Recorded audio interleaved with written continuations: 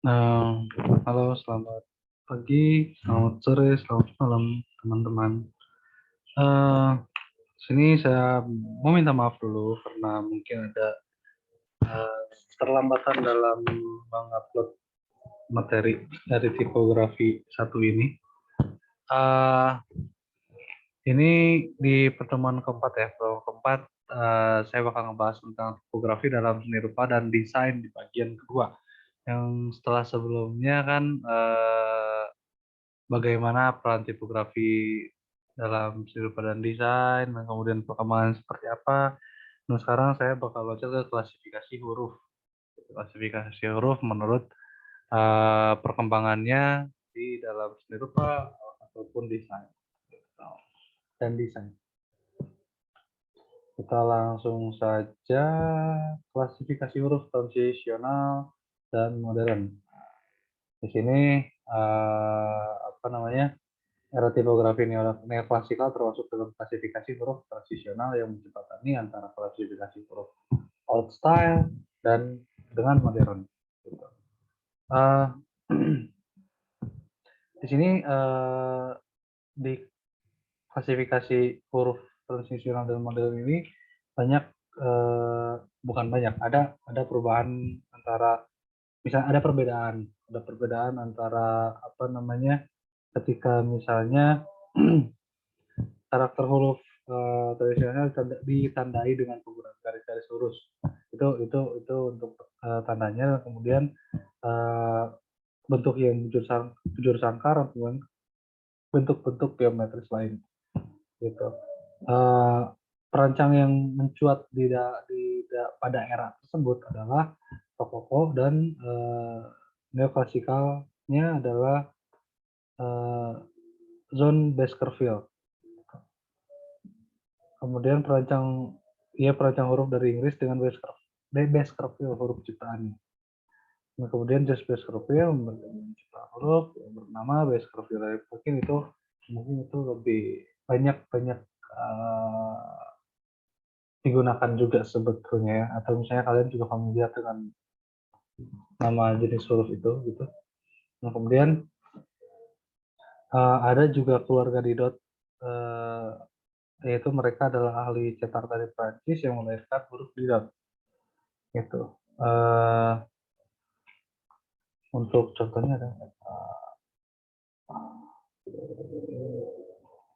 Nah, kehadiran huruf Bodoni karya dan kemudian ada kehadiran huruf Bodoni di karya Giambattista Bodoni dari Italia yang juga penulis buku Manuale Typography atau Inventory of Types. Menunjukkan perbedaan yang signifikan bila dibandingkan dengan huruf-huruf dalam klasifikasi transisional. Itu dan desain Bodoni dianggap sebagai gaya desain baru yang ditandai dengan kontras yang dramatis antara garis tipis dan tebal serta peniadaan bentuk kurva pada bagian serif atau karenanya huruf Bodoni ini diklasifikasikan sebagai huruf modern seperti itu. Dan untuk perbedaan Baskerville, nah Baskerville ini lebih kepada ketika Baskerville dan Didot ini apa namanya si serifnya itu atau misalnya si apa namanya kayak lengkungannya garis-garisnya itu atau buntut-buntutnya atau apa ya kait kaitnya ya mungkin ada kait-kaitnya gitu di huruf misalnya di huruf S-nya ada apa namanya ada buntut-buntutnya ini gitu maksudnya lebih kepada di era transisional ini si huruf-hurufnya memang cenderung serif gitu cuma menggunakan kait di tiap hurufnya. Nah, tapi ada perbedaan nih ketika misalnya kita bicara tentang Bodoni misalnya, karena Bodoni di sini adalah apa namanya berbeda nih dengan apa namanya tadi Baskerville atau Didot gitu, atau misalnya Americana atau Perpetua gitu. Karena setelahnya si huruf Bodoni ini disebut modern, kemudian itu adalah pengembangan dari si masa tradisional ini gitu. Kemudian juga si huruf-huruf dari Bodoni ini menghilangkan si curve dari setiap buntut-buntut setiap kait-kaitnya gitu. Bodoni lebih tegas dan kemudian si buntut-buntutnya ini cenderung lebih tebal gitu. Mungkin lebih mirip ke bull mare, cuman untuk si Bodoni sendiri lebih tegas di apa namanya, di garis-garis serifnya. Seperti itu untuk perbedaannya seperti itu. Oh, ini untuk ini ada transisional yang di mana kategorinya ada Americana, Basque, Bulmer, Tua. Nah, kemudian neoklasikal dan Didon, Bodoni, Bodoni klasik, ITC Venice, Marconi, dan Waldbaum. Nah, ini untuk contohnya neoklasikal dan transisional. Untuk transisional sendiri, si kait-kaitnya ini memang cenderung curves dan ada curves-nya ya, ada curves-nya dan kemudian di situ terkesan sedikit kaku gitu. Dan untuk si huruf-huruf misalnya seperti E ini, kalau kita apa namanya, kita bandingkan antara transisional dan neoklasikal dan Didon, ini si huruf-huruf seperti seperti itu tuh memang lebih terlihat di stretch ya, stretch untuk di transisional gitu. Nah, kemudian juga untuk di neoklasikal si kaitnya lebih cenderung mereka lebih melengkung itu dalam artian seperti dibikin apa lebih dekoratif sebetulnya gitu. Dan untuk curves-nya ini curves di huruf E ini seperti di huruf E ini dihilangkan dan kemudian di sini juga lebih tipis ya di lingkungan ini di atasnya gitu. Nah ini, nah untuk Bodoni ini mirip-mirip dengan Bodoni sebetulnya. Mirip-mirip Bodoni, iya. Bukan mirip-mirip Bodoni memang. Iya mirip Bodoni sebetulnya ini. Karena juga di sini untuk Bodoni karena di sini nggak ada ya contoh Bodoni sebetulnya, contoh dari huruf Bodoni sebetulnya. Si apa namanya si kait-kaitnya tuh memang terlihat sangat-sangat tipis kalau di sini. Kalau Bodoni kan lebih tebal, tapi untuk si bentuknya sama. Gitu. Jadi ini untuk perbedaan dari tradisional dan neoklasikal dan Didon. Gitu. Perbedaannya antara ada juga di ketika misalnya di huruf R ini penyambungnya adalah untuk huruf-huruf transisional itu lebih kepada mereka tuh bervolume dan apa namanya menempel gitu di apa namanya si jaraknya tuh. Jadi ketika kita membuat ukurannya, untuk ukurannya ini lebih cenderung lebih kurus sebetulnya, lebih kurus dan cenderung lebih ya tadi misalnya yang tradisional itu lebih kalau dibandingkan tuh lebih stretch gitu dibanding uh, yang neoklasikal itu. Ini neoklasikal seperti itu. Nah, kemudian kita lanjut ke desain grafis dalam revolusi industri, bahwa di era revolusi industri ini perubahan dari sistem ekonomi agraris menjadi sistem ekonomi industri adalah karakteristik dari revolusi industri. Dampak yang terjadi mempengaruhi bidang ekonomi, sosial, dan politik. Tantangan juga muncul dalam seni periklanan, desain komunikasi visual, dan penerbitan buku. Revolusi industri adalah sebuah istilah yang digunakan untuk menyebut apa namanya perubahan yang besar gitu ya, yang besar yang berdampak terhadap kondisi sosial ekonomi dan budaya di saat itu di dunia ya, di dunia. Dan termasuk dalam bidang pertanian, manufaktur, pertambangan, transportasi, teknologi dan lain-lain gitu. Dan untuk dampak dan reaksinya dari si revolusi industri ini apa namanya karena revolusi ini berlangsung selama tahun 1750 gitu hingga 1750 hingga 1840 setelah dikembangkannya mesin uap oleh James Watt waktu itu revolusi industri bermula dari Inggris dan kemudian menyebar ke seluruh Eropa Barat dan Amerika Utara, Jepang dan akhirnya ke seluruh dunia. Perubahan ini mendorong peningkatan efisiensi melalui penggunaan mesin-mesin dalam menghasilkan batu bara, besi dan baja dan kemudian juga di era revolusi industri ini ditemukan beberapa teknologi baru dalam untuk mempercepat kerja industri, melipat gandakan hasil produksi serta meningkatkan efisiensi biaya karena tidak memerlukan manpower terlalu banyak. Gitu. Seperti Itu yang diantaranya ya tadi yang penandanya dari revolusi industri ini, yang mesin uap yang diciptakan oleh James Watt. Dan kemudian uh, ini adalah contoh dari apa namanya penggunaan tipografi di era revolusi industri. Nah, untuk di desain grafis di revolusi industri ini sendiri, huruf-huruf yang lahir pada revolusi industri umumnya digunakan untuk judul atau display type atau teks pendek seperti Fatface, karya Robert Thorne pada tahun 1821 yang semula berasal dari huruf Gideon, huruf serif Tuscan style yang berornamen, serta Clarendon dengan tampilan yang lebih ringan dan dapat digunakan sebagai huruf untuk naskah atau disebutnya body text gitu. Nah, untuk Fatface sendiri ini kita bisa lihat untuk penggunaannya mungkin di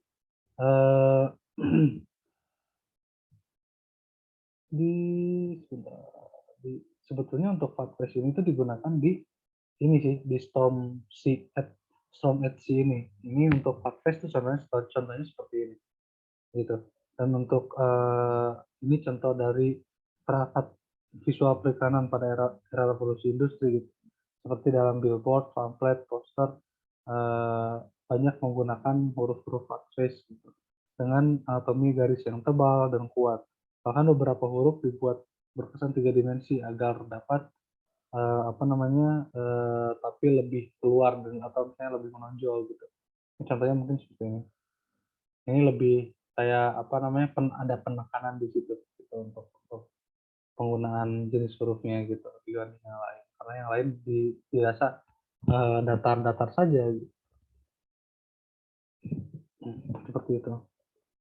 Nah, untuk jenis-jenis hurufnya mereka cenderung apa namanya gendut-gendut gitu, gendut-gendut si teksnya cenderung bold, total bold gitu si teks-teksnya.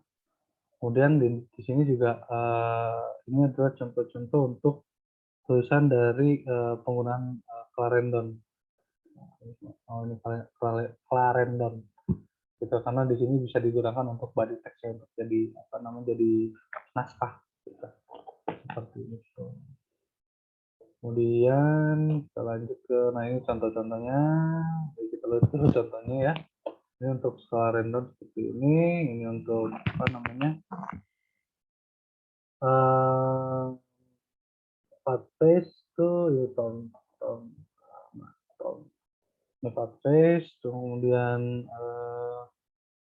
huruf-huruf lainnya di ini cenderung memang apa namanya sangat-sangat terlihat ya maksudnya ketika misalnya kita membandingkan semua ini dengan zaman gitu ya tadi kita sering menemukan atau kita sering melihat bahwa apa namanya cetakan-cetakan zaman dulu atau misalnya terbitan-terbitan zaman dulu buku ataupun apapun itu mereka memang cenderung lebih tegas gitu untuk si garis-garis yang kemudian mereka sangat-sangat apa namanya cenderung bukan kaku ya lebih ke patokannya tuh hampir sama gitu untuk si si huruf-hurufnya cenderung rata-rata itu bold semua gitu. Itu nih. Ini penggunaannya langsung saja ke ini Clarendon seperti ini inner serif serifnya lebih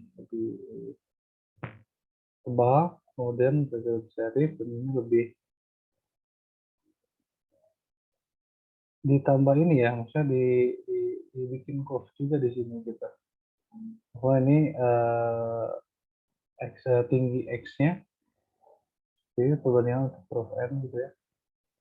Kemudian ada klasifikasi huruf dari Egyptian. Nah, untuk di Egyptian ini sebenarnya inovasi muncul pada era ke-9 pada abad ke-19 dalam dunia tipografi adalah lahirnya klasifikasi huruf Egyptian dengan karakter serif yang kokoh berbentuk persegi atau misalnya bisa dikatakan juga slat. Tinggi X yang besar serta variasi garis-garis tebal dan tipis yang minim. Huruf-huruf Egyptian awalnya disebut dengan istilah antik, dan istilah antik dan hingga kini sering disebut dengan nama slave serif. Istilah Egyptian muncul ketika Robert Southey, penyair Inggris abad ke-18, menyebut Egyptian pada masa terjadinya gelombang Egyptomania, ketertarikan orang-orang pada orang-orang yang rapat terhadap seni dan budaya Mesir kuno. Dan di situ setelah pulangnya Napoleon dari penyerangan ke Mesir pada 1799. Nah, istilah Egyptian ini terus digunakan untuk menyebut huruf-huruf berjenis slave serif. Slave serif ini tuh ya seperti ini yang memang cenderung lebih tebal gitu, kokoh gitu. Nah, kemudian si huruf-hurufnya lebih kepada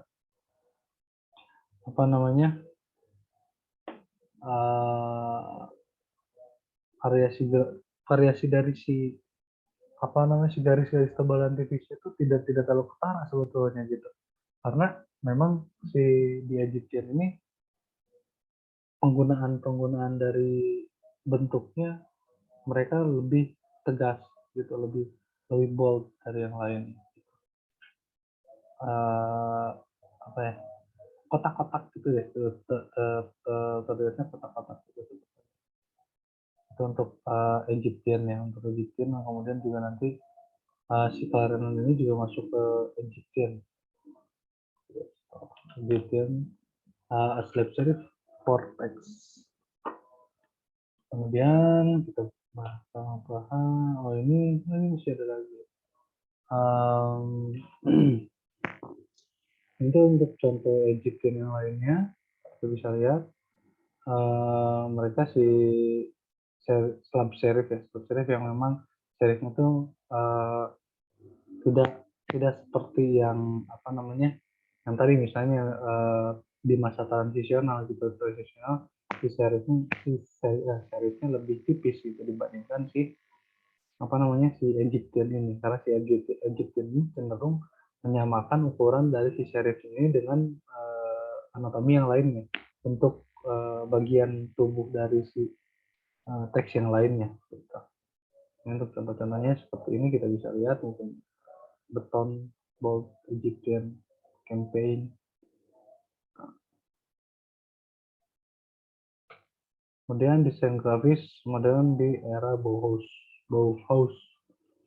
Nah, di sini tokoh-tokoh Bauhaus yang terkait langsung dalam perkembangan desain grafis modern diantaranya adalah Laszlo Moholy-Nagy dan Herbert Bayer.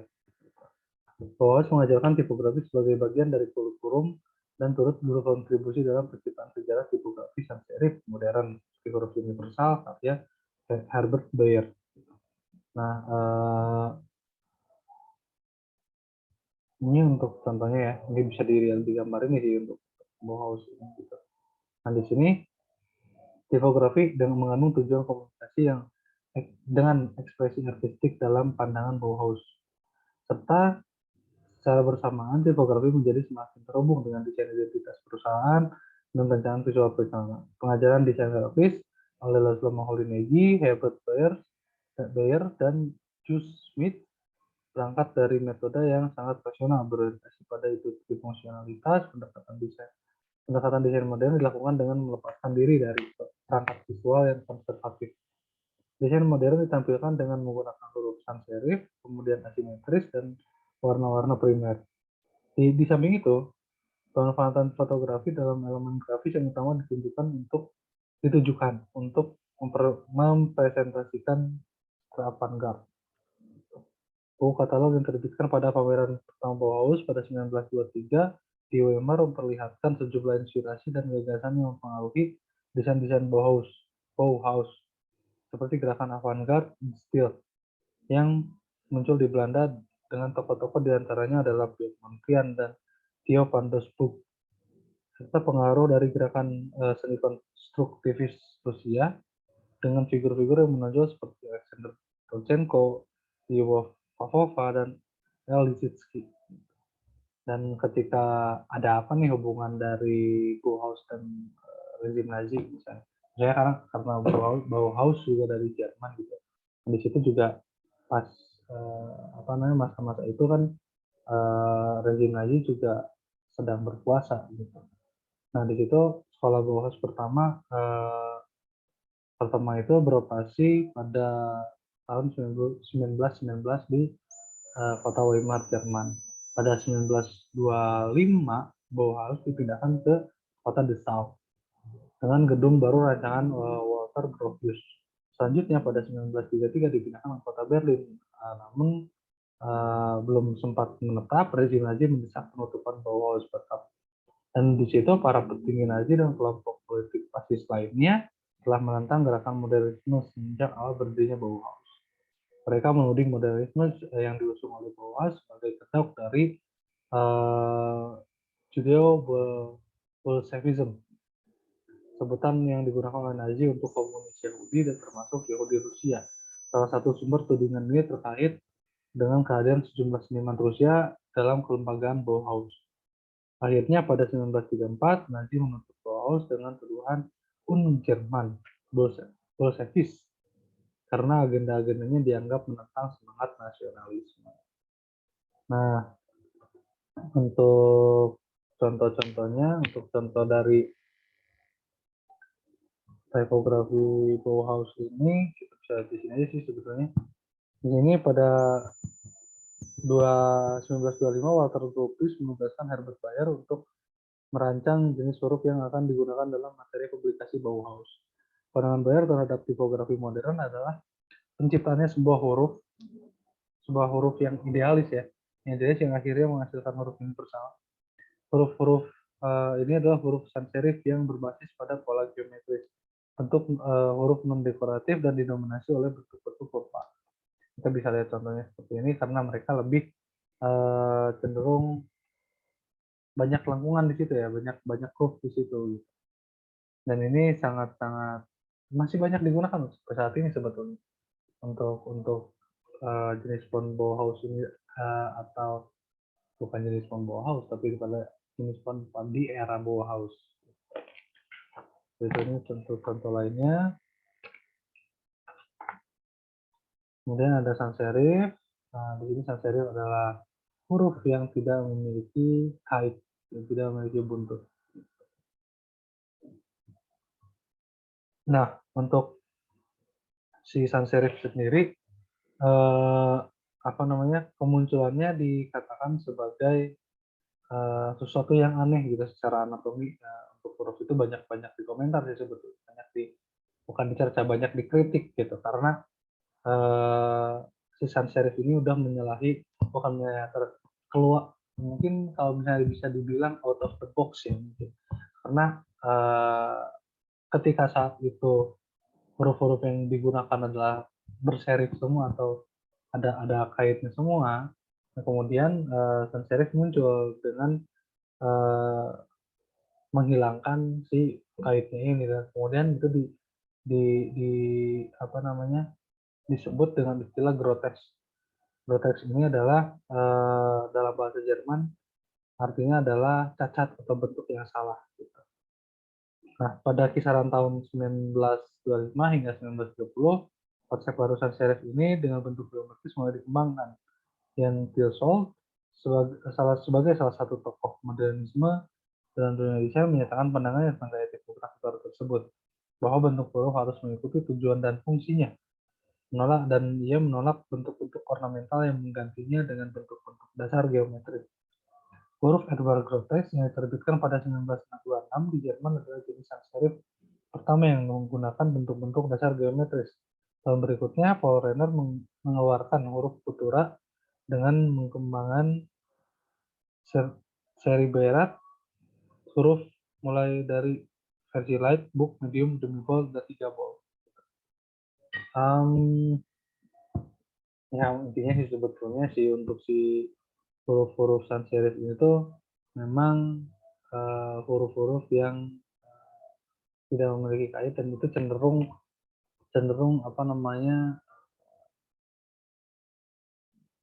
bukan berbalok ya, tapi lebih kepada tidak ada di situ, tidak ada curve, dan juga kemudian di situ akan lebih apa namanya, karena kita menganggap kalau misalnya yang serif itu adalah huruf-huruf yang digunakan untuk sesuatu yang formal. Kita kemudian sans serif digunakan untuk ya anggapannya stereotype. Untuk sans serif digunakan untuk sesuatu atau misalnya bentuk-bentuk yang non formal. Itu untuk stereotype sih sebetulnya. Seperti itu. Dan kemudian nah ini untuk contoh sans serif ada grotes, geometrik, neogrotes, humanis, humanis. Nah, untuk grotes sendiri seperti ini, kalau saya grotes huruf besarnya seperti ini, huruf kecilnya. Desain-desain sans serif yang muncul pada awal abad ke-19 untuk grotes hingga awal ke-20. Ada di antara lainnya ada apa namanya? Arkiden Grotes, area Bertolt Type Foundry pada tahun 1896, kemudian ada Franklin Gothic. Franklin Gothic itu buatan dari Maurice Benton di tahun 1902. Kemudian ada Monotype Grotes yang dibuat oleh F.H. Pierpont tahun 1926. Dan kemudian di sini ada Neo Grotes. Perbedaannya kita bisa lihat sendiri ya, maksudnya ketika yang grotes untuk ujungnya itu lebih tumpul gitu, dan kemudian untuk huruf kecilnya itu lebih apa namanya, lebih curve, banyak menggunakan curve di situ. Dan kemudian ini apa namanya, penghapusan dari si apa serifnya itu sangat-sangat terlihat jelas gitu, berbeda dengan geometrik. Karena geometrik juga di sini sebetulnya mengikuti pedoman-pedoman dari bentuk atau patokan-patokan ukuran dari misalnya seperti misalnya gini, penggunaan alat bantu seperti penggaris dan lain sebagainya. Kemudian itu menggunakan apa namanya, ketika diputer-puter gitu, misalnya diputer balik dan lain sebagainya, diganti posisi dan lain sebagainya, itu akan menjadi huruf yang sama gitu. Dan kemudian di situ sudut-sudutnya kalau untuk geometris terlihat kaku sebetulnya gitu. Nah, ini neo grotes atau grotes yang baru. Ini bentuknya seperti ini, lebih seimbang ya kanan kirinya dibanding grotes gitu. Dan ini lebih konsisten si apa namanya, si bentuknya. Nah, ini humanis. Untuk humanis ini desain-desain sans serif yang memiliki kualitas kaligrafik. Nah, ini lebih dimanjakan dengan bukan serif, dengan curve, dengan lengkungan pada si apa si hurufnya gitu. Dan ini untuk display serif, Playfair display untuk serif ini seperti ini. Monstera sans serif, ini serif ada kaitnya, sans serif nggak ada. Ini serif karena ada ini ada bentuk-bentuknya, ada kait-kait ini, dan ketika itu dihilangkan itu jadi sans serif. Klasifikasi sans serif yang tadi saya sebutkan ada grotes. Ini untuk contoh-contoh font-font lainnya dari grotes, kemudian neogrotes. Terus kemudian humanis. Humanis di sini ada contoh-contohnya yang juga dibuat yang sejenis, yang di jenis font humanis ini ada font bernama Stellar yang diciptakan oleh Robert Hancock Middleton, kemudian Lydian diciptakan oleh Warren Keppel, kemudian Optima Herman Jaub. Kemudian di sini ada geometrik, Futura, karya Paul Renner, Herbert Grotes, Jacob Herbert, dan kemudian ada font yang bernama Kabel, Dovkov. Nah, ini kemudian terakhir kita akan ngebahas tentang huruf digital. Kehadiran karena apa namanya, kehadiran teknologi saat ini sangat memungkinkan untuk mempermudah kita dalam membuat sebuah tipografi gitu. Dan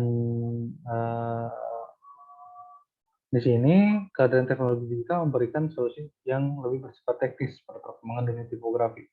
Nah, kemudian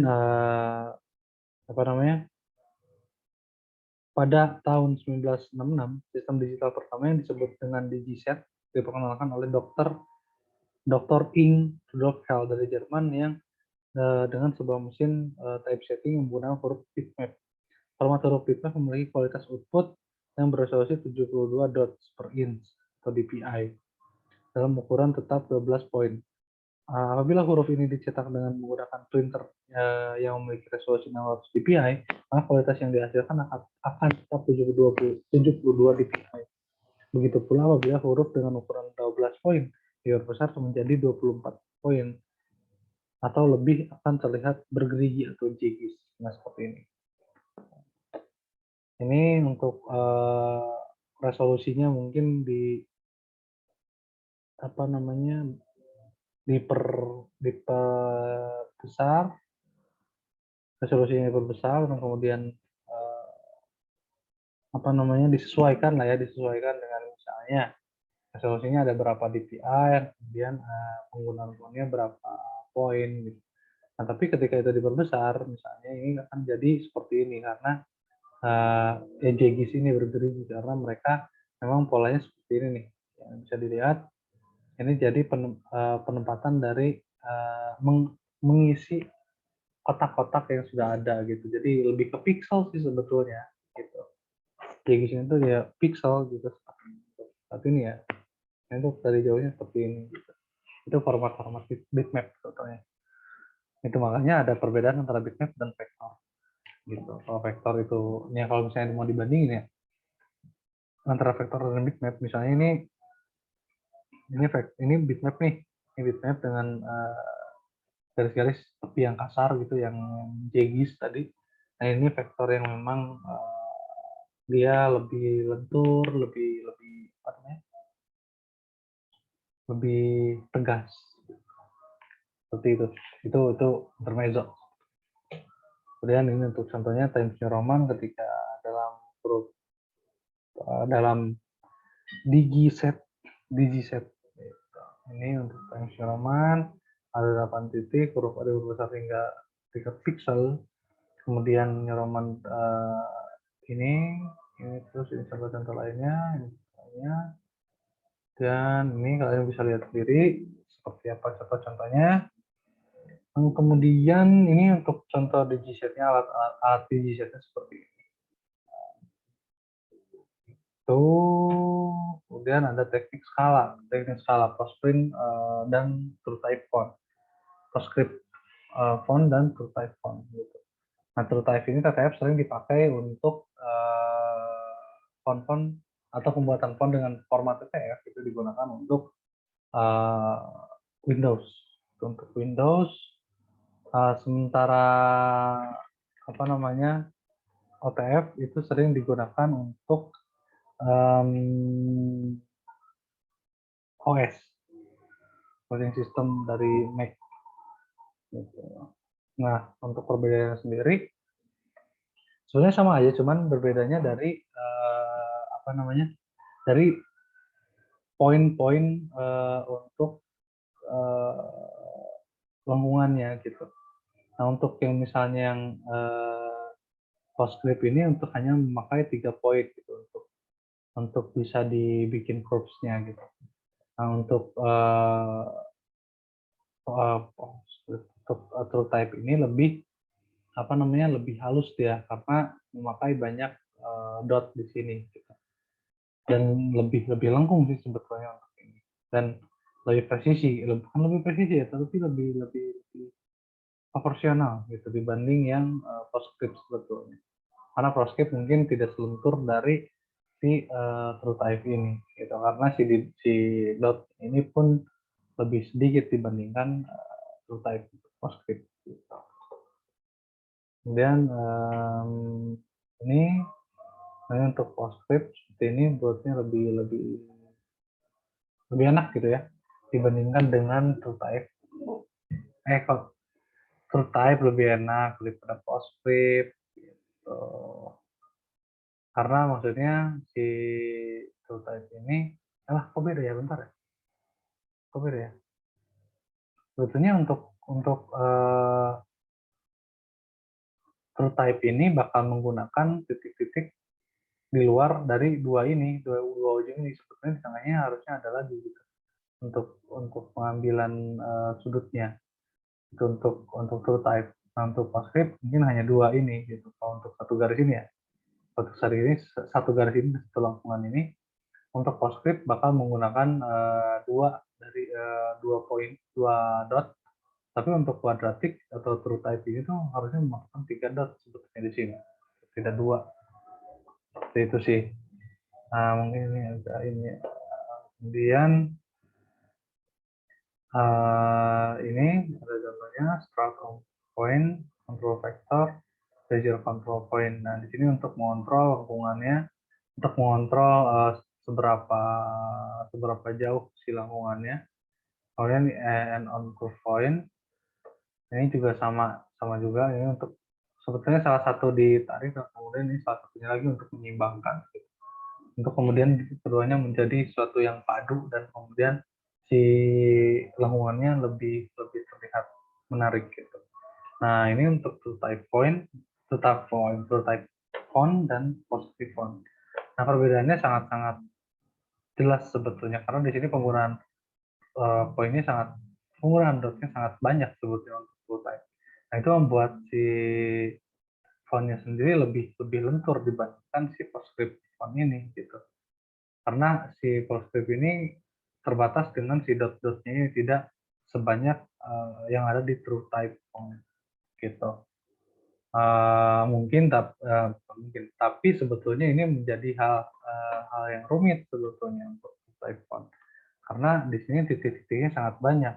Tapi untuk eksplorasi itu bakal lebih enak yang true type font ini gitu. Seperti itu. Nah, kemudian platform dan penamaan huruf digital.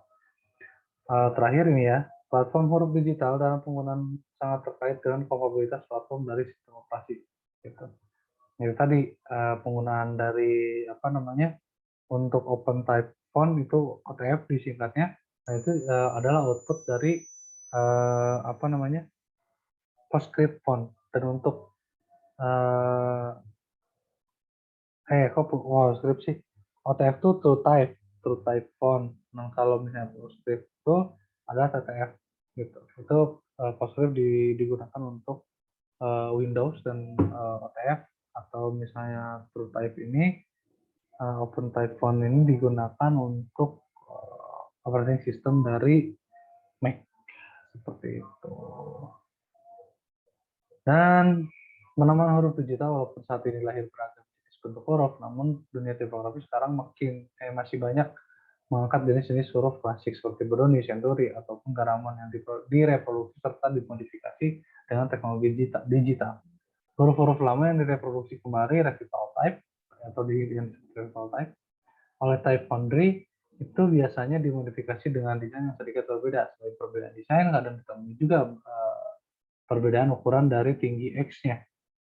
Untuk mengenali perusahaan mana yang mereproduksi font tersebut, dapat dilihat dari kode yang tertulis di muka nama jenis huruf tersebut.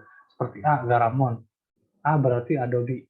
Untuk ITC Century, berarti ITC adalah International Type Corporation. Seperti halnya perbedaan desain, juga ditemukan dalam perbedaan nama seperti huruf K ketika dinamakan juga Switzerland, Claro, Vega, ataupun Newton. Penamaan ini tergantung pada perusahaan mana yang mereproduksi huruf-huruf tersebut. Perbedaan standarisasi ini seringkali menimbulkan masalah dalam produksi desain cetak. Untuk menghindari hal tersebut, sangat disarankan untuk menyertakan huruf-huruf digital yang digunakan dalam sebuah desain ketika menyerahkan data kepada percetakan.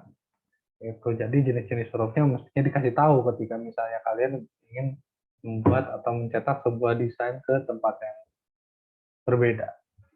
Seperti itu. Nah, nanti untuk mungkin ya setelah itu terima kasih. Terima kasih banyak, mungkin si penjelasannya saya terlalu panjang. Nanti tugasnya bakal di share di Adlink dan ya semuanya ada di Adlink. Dan kemudian kalau misalnya ada pertanyaan silakan tanyakan langsung.